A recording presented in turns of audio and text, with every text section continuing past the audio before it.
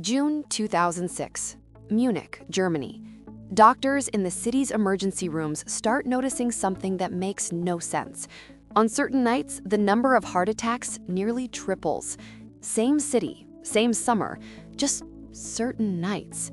Then someone checks the calendar. Every single spike lands on a night Germany is playing in the World Cup. And here's the detail that should stop you cold. The patients weren't playing, they were watching. Sitting on couches, standing in bars, doing absolutely nothing more dangerous than holding a beer. And their hearts responded like they were the ones on the field, down a goal in the final minute. This is real.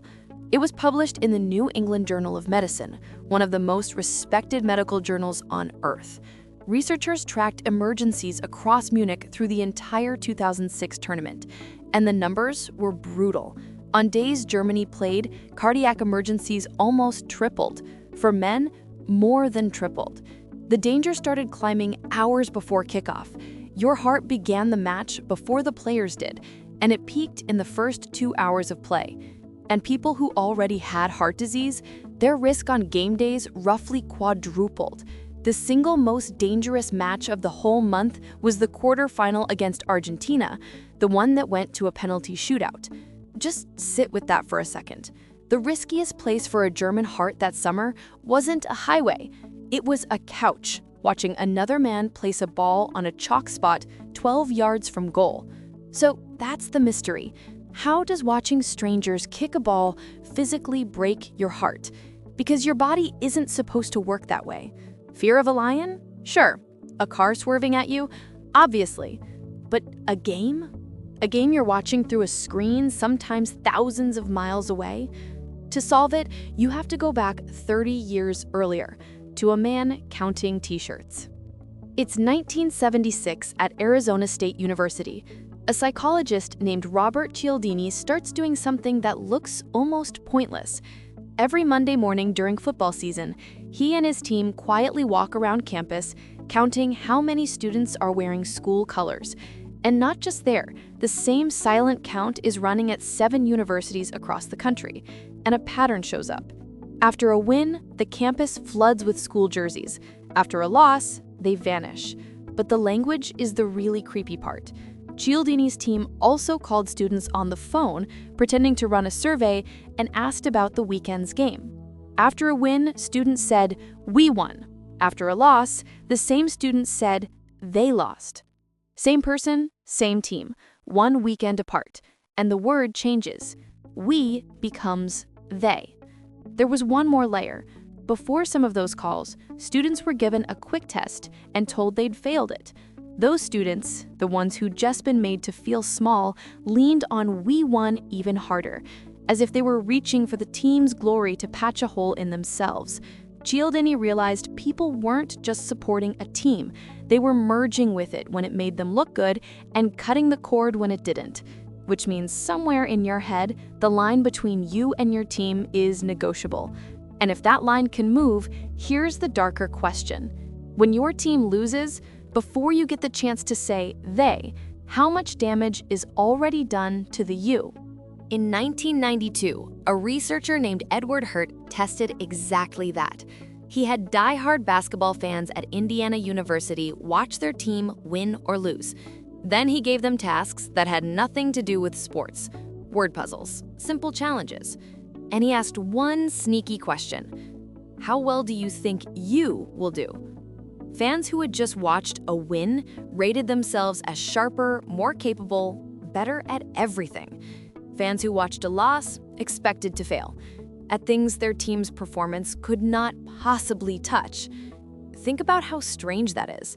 11 strangers lost a game, and somewhere in your brain, a voice quietly concluded, "I'm worse now." That's not support, that's identity. The team didn't just lose, you lost. And the wiring cuts the other way too. In 2011, a psychologist named Mina Sakara slid die-hard Red Sox and Yankees fans into a brain scanner and showed them baseball plays.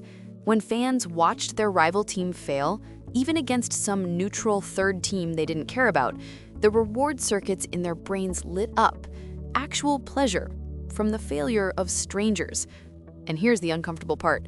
The stronger that pleasure signal fired in the scanner, the more willing the fan was to say they'd taunt or even hurt a rival fan in real life. Your brain doesn't just file your team under me, it files the other team under enemy, and it pays you in joy for their pain. None of this is a metaphor. Your body runs the full chemistry. Early 1990s, Parma, Italy, a team of neuroscientists led by Giacomo Rizzoliti is recording single brain cells in a monkey's motor cortex, the region that controls movement. A cell fires every time the monkey grabs a peanut. Standard stuff. Then comes one of the luckiest accidents in neuroscience. The monkey is sitting completely still. A researcher reaches over and picks up a peanut himself, and the monkey's cell fires anyway. Watching an action and performing it were running on shared wiring. They called these cells mirror neurons. And your brain is built on the same principle. When you watch a striker swing his leg, your motor system quietly rehearses the kick with him, which means when he buries it, part of you scored. And when he misses, part of you missed. Your hormones take it just as literally. 1994, World Cup final, Brazil versus Italy. A researcher named Paul Bernhardt does something kind of gross and completely brilliant. He collects saliva samples from fans in sports bars before the match and after. Brazil wins, and in the spit of the Brazilian fans, testosterone has jumped about 20%. In the Italian fans, it's crashed by about the same amount. That hormonal swing is what you'd measure in someone who personally fought a rival and won or lost. These men fought nobody. They ate nachos and watched television. Their bodies handed out the chemistry of victory and defeat anyway. Same story with stress. In 2010, when Spain reached the World Cup final, researchers led by Leander van der May collected saliva from Spanish fans through the match. Cortisol, the main stress hormone, climbed as if the fans themselves had a final to play. And the surges weren't random. The more devoted the fan, the bigger the spike. Your body budgets stress for the things it considers yours. So now the Munich mystery starts to crack open. Your brain has a filing system, things happening to other people and things happening to you. And researchers who study extreme fans, like Martha Newson, found that in the most devoted ones, the team gets filed in the wrong drawer. Not something I watch, something I am.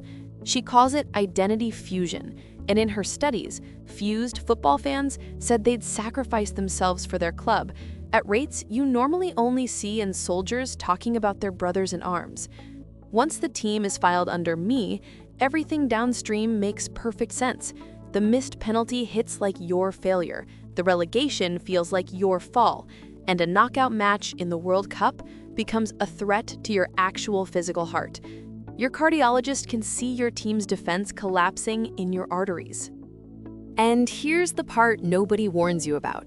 It doesn't end at the final whistle. In 2013, two consumer researchers, Jan Cornell and Pierre Chandon, pulled food diaries from cities across America and lined them up against NFL results. On the Monday after a loss, people in the losing team's city ate about 16% more saturated fat than usual. After a win, they ate better than usual. The defeat follows you home. Your team fumbles on Sunday, and on Monday, without noticing, you're reaching for comfort food to patch a wound that isn't technically yours. A game you watched yesterday, steering what you put in your mouth today. That's how deep the filing error goes. And it doesn't stop at your kitchen. It reaches your wallet. In 2007, 3 finance professors, Alex Edmonds, Diego Garcia, and Oyvind Norley, published a study in the Journal of Finance with a title that sounds made up: Sports Sentiment and Stock Returns. They looked at what happens to a country's stock market the day after its national team gets knocked out of the World Cup. The market drops, reliably, measurably, across dozens of countries and decades of data. An entire nation of investors wakes up the morning after elimination feeling just a little more pessimistic about everything, and they price that feeling into the market. It might even reach the voting booth. A team of political scientists found evidence that when a local college football team wins in the days before an election, the incumbent politician gets a small bump in the vote. Win the game, and voters feel like life is going well, so whoever's in charge must be doing fine. The judges of democracy swayed by a linebacker. Food, money, votes. One game leaking into all of it, and nobody in those studies thought it was happening to them. So why would evolution build something this glitchy? Because for most of human history, it wasn't a glitch. You lived in a small group, and that group competed for food, for territory, for survival. If your side lost, you didn't get to shrug and say, they lost. Your food was gone. Your safety was gone. Sometimes you were gone. A brain that stayed calm while its tribe went down didn't leave many descendants. So evolution built a shortcut straight into your nervous system. Treat the group's fate as your fate. Feel it first, think later. The savannah is gone, the wiring isn't.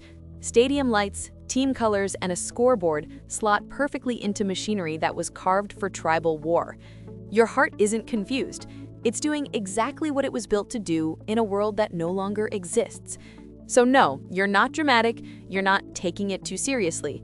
Your nervous system genuinely cannot fully tell the difference between your team losing and you losing. It was never designed to watch tribes compete from a safe distance, because for the machinery under your ribs, there's no such thing as a safe distance. The screen gets bigger, the crowd gets louder, the replay hits the wound again in slow motion, and your ancient alarm system takes every bit of it at face value. But before you swear off sports forever, here's the twist at the bottom of all this. That broken filing system, it's also the only reason any of it feels good. The stranger you hugged when the winning goal went in, the entire country that screamed at the same second, the night your team won and you walked around feeling 10 feet tall for reasons that made no logical sense, that's the same glitch, the same blurred line. You can't keep the ecstasy and delete the heartbreak. They're one system. 22 strangers chase a ball, and for 90 minutes, millions of people stop being alone. Your brain drops the wall between you and us. And honestly, almost nothing else in modern life can still do that. So when the final whistle blows and it hurts more than it should, that pain is just the receipt, proof that you actually belong to something. The heart attack study, by the way, had one more finding. The risk was highest not for casual viewers, but for the fans who loved their team the most. Turns out, the heart keeps score. It always knew the truth your mouth keeps dodging. There is no they, there never was.